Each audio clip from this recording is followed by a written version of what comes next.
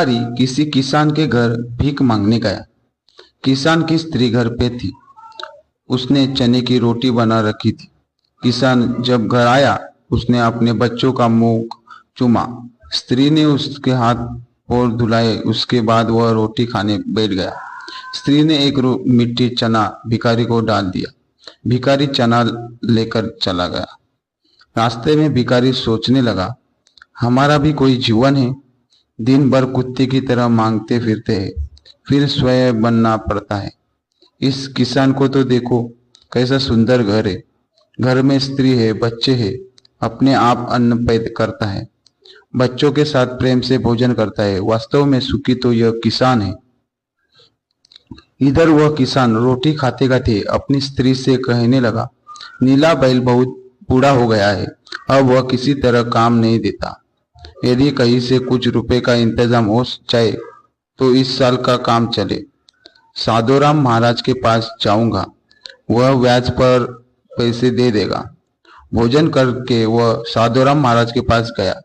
बहुत देर विनती करने के बाद 1 सैकड़ा सूद पर साधु ने रुपए देना स्वीकार किया। एक लोहे की तिजोरी में से साधुराम ने एक थैली निकाली और गिनकर रुपए किसान को दे दिए। रुपए लेकर किसान अपने घर को चला। वह रास्ते में सोचने लगा, हम भी कोई आदमी हैं, घर में 5 रुपए भी नकद नहीं। कितनी चिचोरी विनती करने पर उसने रुपए दिए हैं।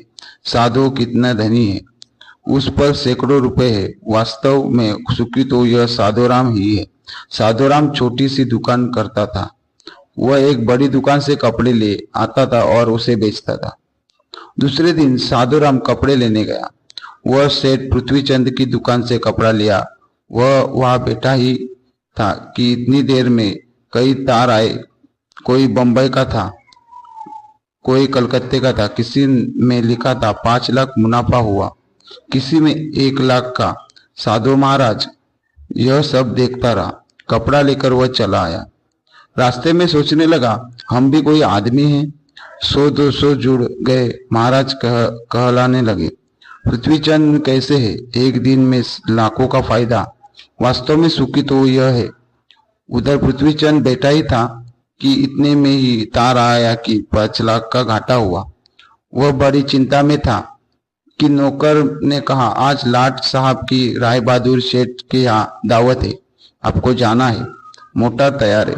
पृथ्वीचंद मोटर पर चढ़कर राय बहादुर की कोठी पर चला गया। वहां सोने चांदी की कुर्सियां पड़ी थी। राय बहादुर जी ने कलेक्टर कमिश्नर हाथ मिलाए रहे थे। बड़े बड़े सेठ खड़े थे। वहां पृथ्वीचंद से सेठ को कौन पूछता। वे भी एक कुर्सी पर जाकर बैठ गया। लाट साहब आए, राय बहादुर से हाथ मिलाया, उसके साथ चाय पी और चले गए। पृथ्वीचंद अपनी मोटर में लौटे रहे थे। रास्ते में सोचने आते हैं, हम भी कोई सेठ है। 5 लाख के घाटे से ही घबरा गए। राय बहादुर का कैसा ठाठ है। लाट साहब उससे हाथ मिलाते हैं। वास्तव में सुखी तो यही है। अब इधर लाट साहब के चले जाने पर राय बहादुर के सिर में दर्द हो गया। बड़े बड़े डॉक्टर आए। एक कमरे में वे पड़े थे। कई तार घाटे के एक साथ आ गए थे। उनकी भी चिंता थी। कारोबार की बात याद आ गई। वे चिंता में पड़े थे। तभी खिड़की से उन्होंने झांककर नीचे देखा। एक भिखारी हाथ में एक डंडा लिए अपनी मस्ती में जा रहा था। राय बहादुर ने उसे देखा और बोले, वास्तव में तो सुखी यही है जिससे न तो घाटे की चिंता न मुनाफे की फिक्र। उसे लाट साहब को पार्टी भी नहीं देनी पड़ती। सुखी तो यही है। शिक्षा। इस कहानी से हम यह पता चलता है कि हम एक दूसरे को सुखी समझते हैं, पर वास्तव में सुखी कौन है, इसे तो वही जानता है जिसे आंतरिक शक्ति है, जिसे आंतरिक सुकून है।